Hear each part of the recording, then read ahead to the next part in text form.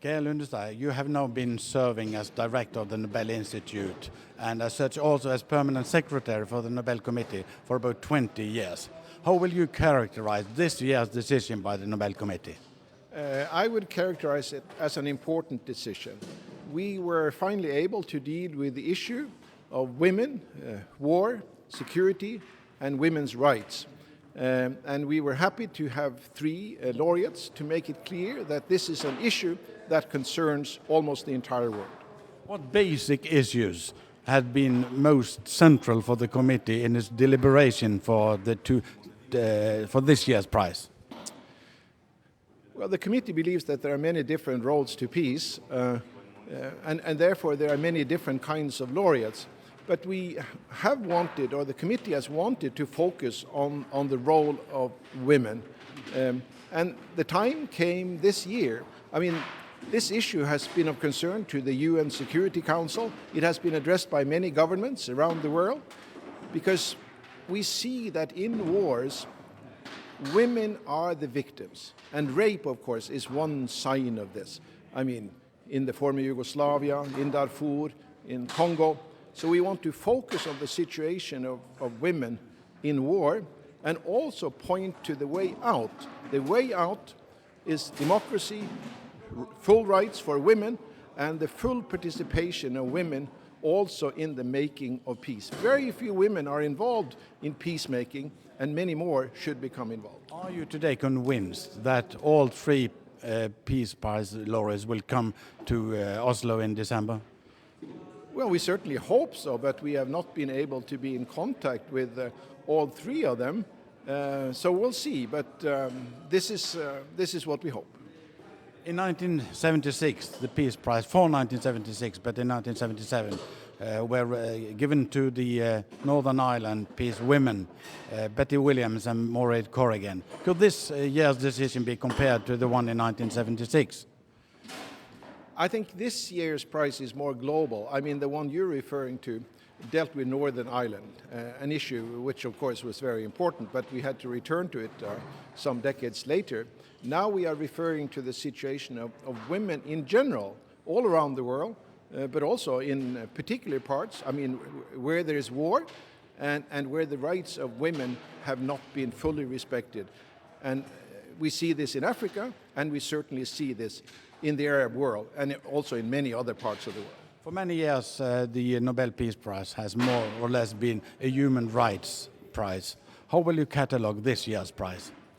Well, it has something to do with human rights, absolutely. I mean, women's rights are human rights, and it's also dealing with democracy. But there is also another aspect to this, and this is the situation of women in war. So there's a humanitarian aspect, or there's even a new category which is being created. This year, the committee had more than 250 nominees. And does that mean that the Nobel Peace Prize is getting more and more popular and more coveted?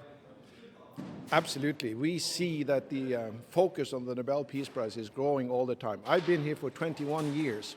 And even in this limited period, there's been a dramatic rise. And of course, nothing compared to last year. I think the prize to Liu Xiaobo in 2010, I mean, it was received with a great deal of understanding and sympathy, and the coverage was unheard of. I mean, all the leading newspapers, all the leading journals in the world, they cover this in great detail, and almost all of them praised the Nobel Committee. So I think this may have been the highlight in our entire history. If we take the whole history of the Nobel Peace Prize, which is the most popular, the best decision by the committee, do you think? Well, this is an individual matter. I have my opinions, and the committee members may have their opinions. But I mean, personally, in our 110-year history, I think I would rank the prizes to Karl von Ossietzky, Andrei Sakharov, and to Liu Xiaobo last year very, very high up, possibly at the very top. Early next year, you will be 67 years old. would you then retire and write a book of your time in the as secretary of the Nobel Committee, or will you stay on until you are 70? I have to retire by 70. I have not made up my mind exactly when I will retire, but I will stay for next year. But when I retire, I will write 2 books. I will write one book about my personal experience. I mean, all the laureates I've met and all the funny stories which I can tell about virtually all of these laureates. And then I will write a more traditional history book about the entire history of the prize, pointing to what are the important themes and dimensions in this. Every year there is also coming up some critical voices, and somebody say this year that the committee's work is too closed, too mysterious. Would it be a more open procedure in the coming year? Well, we try to be as open as possible, but there are statutes, and these Nobel statutes, which apply to all the Nobel Prizes, they say that our books, our files, have to be closed for 50 years. I mean, as a professor of history, and I think this is too much, because we have worked with governments to open them up, and I think we should open up. We have suggested that maybe 30 years would be better, but there is no support from the other Nobel committees on this point. Some critical voices also say that the committee should have foreign members, not only members from Norway. What is your opinion? There are certainly very good arguments in favor of bringing in foreigners. Norwegians there are fewer than 1/10 of 1% of the world's population, so there are many brilliant people out there in the world.